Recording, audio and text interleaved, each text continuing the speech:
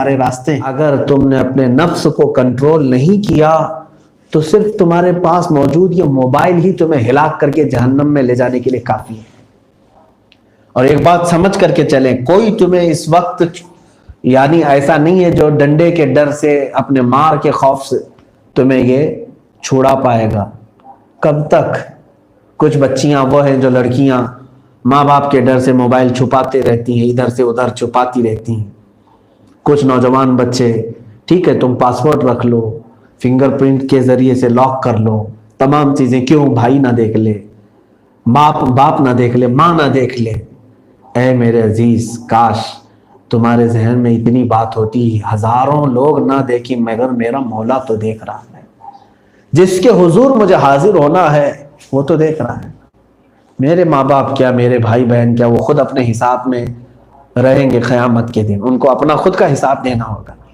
لیکن مجھے خود کا میرا جو حساب دینا ہے، اس وقت میرے بھائیوں سے نہیں پوچھا جائے گا کہ تم دیکھ رہے تھے کہ نہیں دیکھ رہے تھے یہ جب گناہ کر رہا تھا، بلکہ رب تبارک و تعالیٰ نے خود ہمارے ساتھ نگراں فرشتے بھی مقرر کیا ہے۔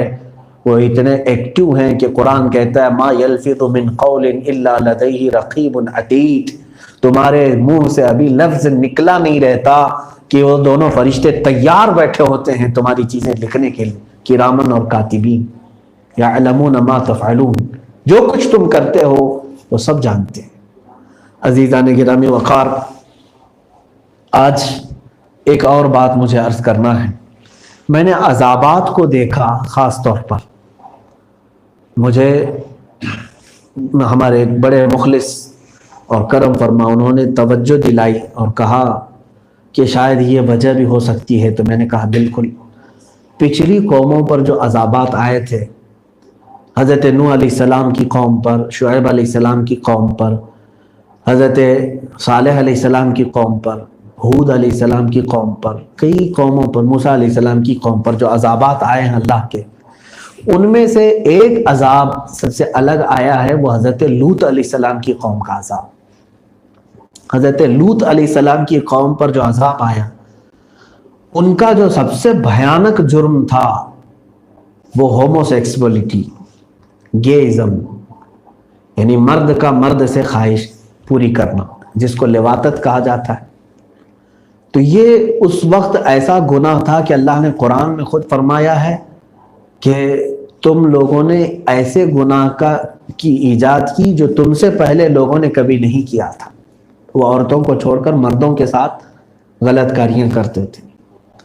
تو گےازم کو جو ان لوگوں نے ایجاد کیا تو رب تبارک و تعالیٰ کا قہر اتنے جلال میں آیا، 3 طرح کے عذابات انہیں دیے گئے تھے۔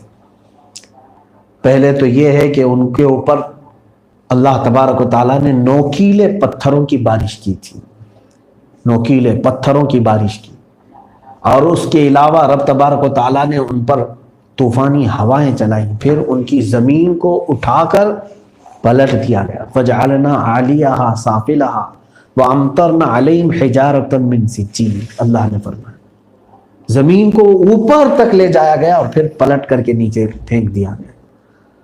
تو اللہ تبارک و تعالیٰ نے جو یہ سخت ترین عذاب دیا ہے، ویسا عذاب پھر کسی دوسری قوم کو نہیں آیا۔ اندازہ کر رہے ہیں آپ؟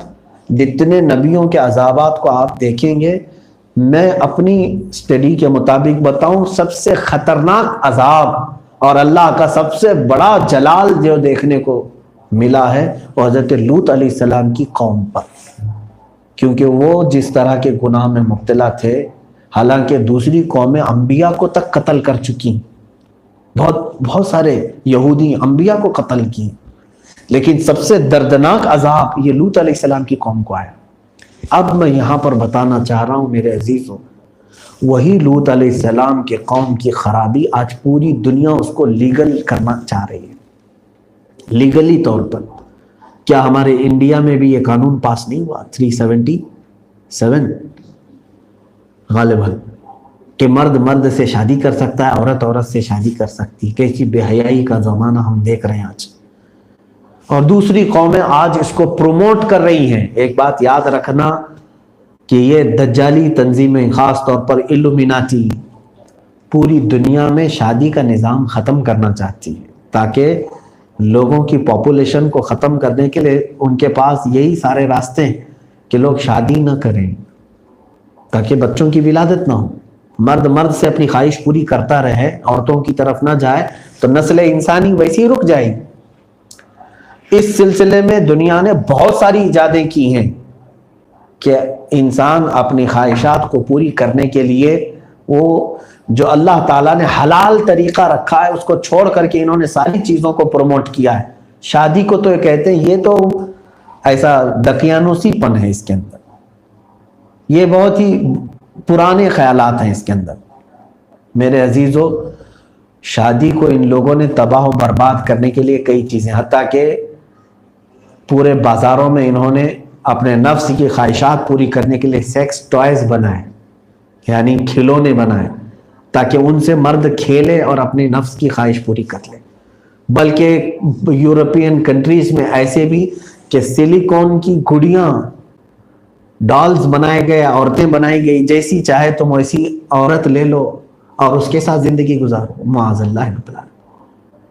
یہ دنیا یہ چاہتی ہے کہ اللہ نے جو قوانین بنائے حلال طریقے سے تم ہٹ جاؤ اور اپنے نفس کے انہی تباہ کاریوں میں تم خود تباہ ہو جاؤ، برباد ہو جاؤ. آج میں خاص طور پر ان تمام چیزوں سے تمہیں اٹھانا چاہتا ہوں، بیدار کرنا چاہتا ہوں. اللہ رب العزت کا اس سے بھی خطرناک عذاب آ جاتا آج کے زمانے میں. میں سمجھتا ہوں لوط علیہ السلام کی قوم نے جو ایجاد کیے اس سے 4 قدم آگے بڑھ کر کے آج ان لوگوں نے ایجادات کیے. اس زمانے میں اپنے خواہشات کو پورا کرنے کے لیے نکلی گڑیاں، ڈالز نہیں بنائے گئے ہوں گے. وہ گیئزم کے شروعات تو ان کے زمانے میں رہی، لیکن اس زمانے میں اور 4 قدم آگے بڑھے. میں سمجھتا ہوں اللہ کا اس سے بھی ہولناک عذاب آتا اگر میرے مصطفیٰ صلی اللہ علیہ وسلم ہمارے درمیان نہ ہوتے.